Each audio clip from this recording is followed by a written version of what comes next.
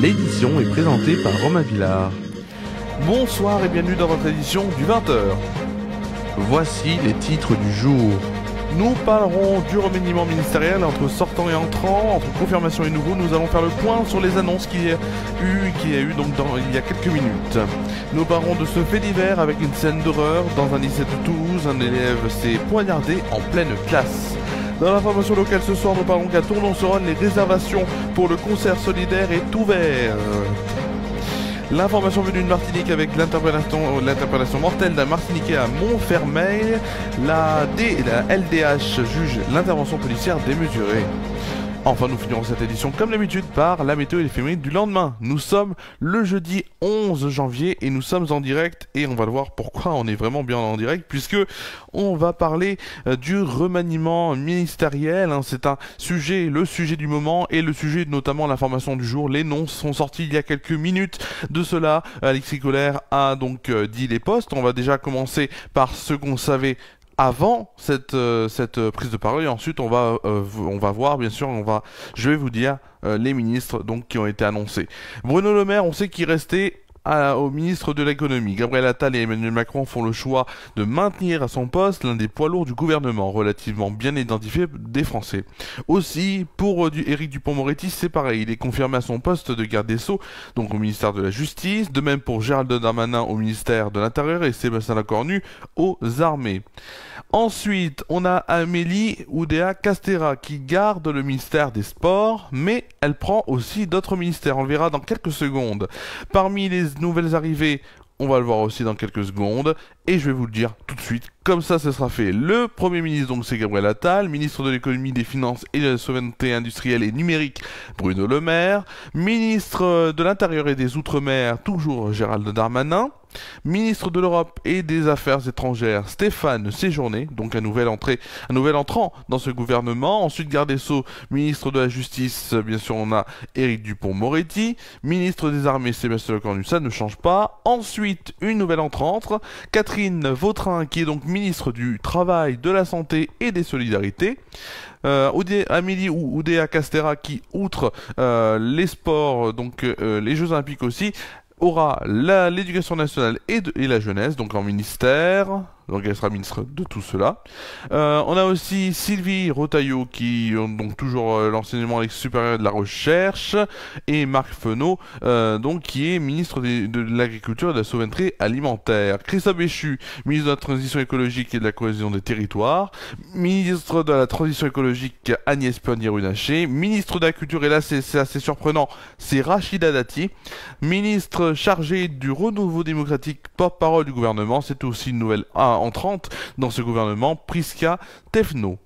Voilà, ce sont donc les noms qu'on a eus il y a à peine 15 minutes.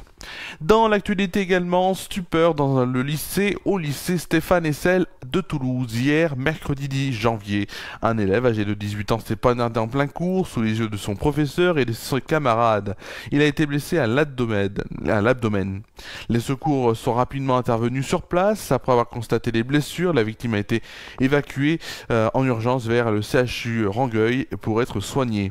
Ce jeudi, il est heureusement hors de danger. Les plaies semblaient finalement superficielles. D'après les premiers témoignages recueillis sur les lieux, l'élève aurait laissé une lettre pour justifier son acte spectaculaire. Il aurait notamment expliqué être victime de harcèlement, une version qui doit désormais être vérifiée par les services de police en charge des investigations. Alors selon les informations de la Dépêche, ce jeune homme avait déposé 2 plaintes pour dénoncer le comportement d'un de ses camarades, mais elles avaient été classées sans suite. La piste du harcèlement scolaire ne serait plus privilégiée. Depuis 24 heures, ne serait plus privilégié. Depuis 24 heures, donc je disais, les policiers interrogent la direction et les autres élèves de terminale de ce lycée. Pour l'heure, toutes les hypothèses sont explorées. L'information de ce soir locale, et on va parler dans ce 20h d'une soirée au profit du Secours Populaire qui aura lieu le samedi 23 mars prochain, donc au théâtre Jacques Baudouin de Tournon-sur-Rhône. Cette année, les artistes invités seront Michel Bernard, Amélie Lécrion et Laurent Berger, Hervé Paillard, Françoise Chaffois et Ludovic Chamblas. En fidèles habitués de ces soirées seront aussi de la partie. Et l'atelier amateur d'Archipel Théâtre présentera également une animation. Les bénévoles bénévoles du Secours Populaire de Tournon accueilleront les spectateurs dès 18h30 dans la salle Georges Brassens avec possibilité de petite restauration. Le spectacle, lui, débutera à 20h30. Plus que jamais, le Secours Populaire a besoin de notre solidarité et de vous, et donc ils espèrent bien sûr toujours plus nombreux pour cette soirée conviviale. Pour les réservations, c'est très simple, par internet à www.hello en anglais HE2LO asso.com, puis dans la rubrique association, puis dans Secours Populaire Tournon, puis dans événements, puis dans 7e concert solidaire, ou par courrier aussi, accompagné de votre règlement et de vos coordonnées adressées au Secours Populaire, 13 bis allée des Tilleuls, Tilleul T-I-2-L-E-U-L-S, 07300 Tournon-sur-Rhône. L'information maintenant venue de Martinique. La Ligue des droits de l'homme a dénoncé ce mercredi l'intervention policière démesurée ayant provoqué la mort d'un homme qui a reçu une douzaine de décharges de pistolet à impulsion électrique le 4 janvier dernier à Montfermeil, dans les Seine-Saint-Denis. L'association demande un encadrement strict de l'utilisation de cette arme. Alors, pourquoi je vous dis ça par rapport à un événement qui s'est passé en France? Bien sûr, puisque vendredi, cet homme de 30 ans, né en Martinique, est décédé après avoir subi 2 arrêts cardio-respiratoires. Il avait été interpellé la veille dans l'épicerie dans laquelle il travaillait à Montfermeil. En tout cas, durant l'intervention, il a reçu une douzaine de décharges de taser. D'après les premiers éléments de l'enquête communiqués par le parquet de Bobigny, 18 fonctionnaires sont intervenus en plusieurs fois sur les lieux. 6 ont fait l'usage de leur pistolet à impulsion électrique.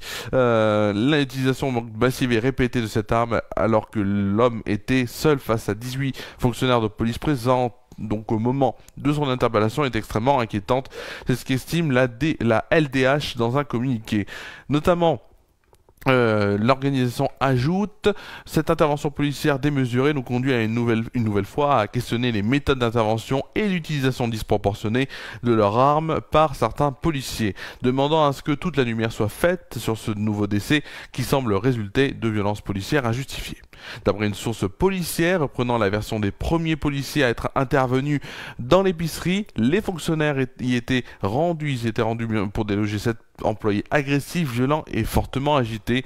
Il sera plus tard testé positif à l'alcool. Toujours selon leur version, après avoir tenté de raisonner, la situation a dégénéré. L'homme a pris les agents à partie en mordant violemment au doigt et le blessant au visage. Les fonctionnaires ont alors fait appel à du renfort après avoir tiré plusieurs décharges de taser et avoir tenté sans succès de le menotter. Enfin, dernière information, info football, l'entraîneur jusqu'ici intérimaire de l'Olympique Lyonnais, Pierre Sage, a été officiellement confirmé à son poste jusqu'à la fin de la saison. C'est ce qu'a déclaré il y a quelques minutes l'Olympique Lyonnais dans un communiqué. C'est la fin des informations générales et on va tout de suite passer au temps qu'il fera demain avec notre traditionnelle météo.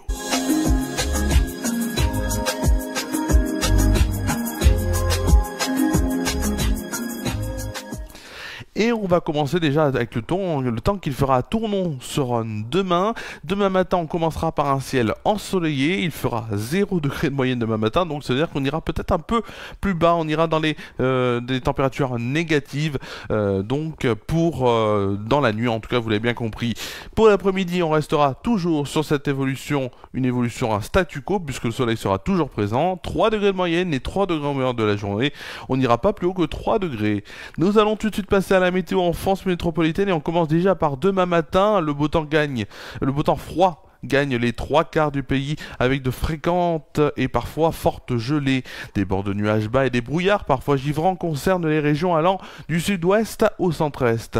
Près des côtes de la Manche, le ciel est couvert.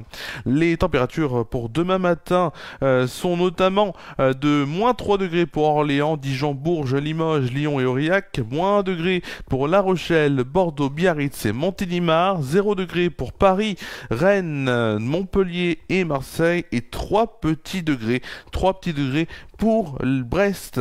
Ensuite, bien sûr, le plus frais, il fera -4 degrés à Strasbourg et Troyes. Et pour le plus chaud, Cherbourg et Nice auront la même température de 6 degrés. Pour demain après-midi, c'est important de le dire, le beau temps froid Donc, sur la plus grande partie du pays, les températures sont moins basses qu'en début de semaine, mais restent en dessous des normales de saison. Les nuages du sud-ouest persistent en vallée de la Garonne, près de la Manche. Le ciel reste couvert toujours. Pour les températures demain après-midi, 4 degrés pour Rouen, 3, Dijon et Bordeaux. Il fera 5 degrés à Rennes, Nantes, Bourges, La Rochelle, Lyon, Aurillac et Toulouse. 7 degrés pour Brest et Cherbourg, 13 degrés pour Biarritz. Pour le plus frais, il fera 2 degrés à Charleville-Mézières, Strasbourg, Paris et Orléans. Et pour le plus chaud, ce sera donc pour Nice avec une température de 15 degrés. Alors, bien sûr, nous fêterons demain les saints Tatiana, Césarine, Tania ou encore Tatienne. C'est assez peu courant, mais en tout cas, on fêtera bien sûr demain les saintes, donc Tatiana, Césarine, Tania et Tatienne. Le soleil se lèvera à 8h41 et se couchera à 17h16. Nous gagnerons ainsi 2 minutes de soleil. Et un dicton pour demain: Arcade et Hilaire gèlent les rivières. C'est important de le dire, c'est la fin de cette météo.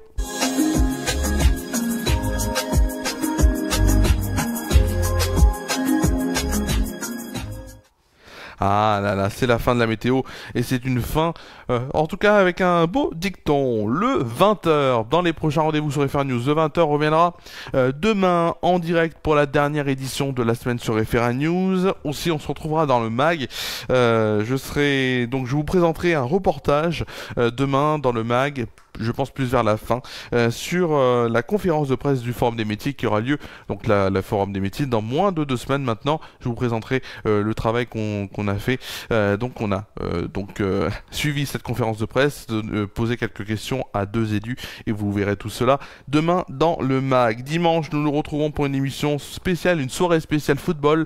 Lens face au Paris Saint-Germain, 20h35 l'avant-match avec les compositions, les statistiques. Dès 20h45 et FR News, le match spécial Lens face au Paris Saint-Germain. En live audio bien sûr, puisqu'on n'a pas les droits, je vous rappelle, des matchs, donc je ne peux pas le diffuser en tant que tel, et je suis obligé de le commenter. Voilà, vous avez juste l'affiche du score, mais pas le match en lui-même. Mardi, l'émission hebdomadaire Bienvenue chez Romain sera de retour sur Déclic Radio, 101.1 sur la bande FM, déclicradio.fr sur internet, qui reviendra bien sûr toujours de 17h30 à 19h, et aussi en simultané sur FR News en direct, donc sur cette page Facebook FR News. Merci à vous d'avoir suivi cette seconde édition de la semaine. On se retrouve donc demain pour une nouvelle édition d'actualité à 20h en direct, et la dernière de la semaine. Je vous souhaite de passer une très bonne soirée, une très bonne nuit. Prenez soin de vous et de vos proches, c'est important, et je vous dis à demain sur FR News. À demain.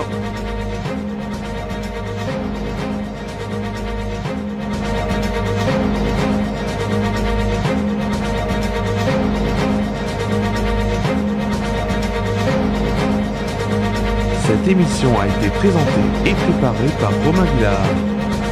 Cette édition est à retrouver sur les chaînes Facebook et YouTube d'FR News.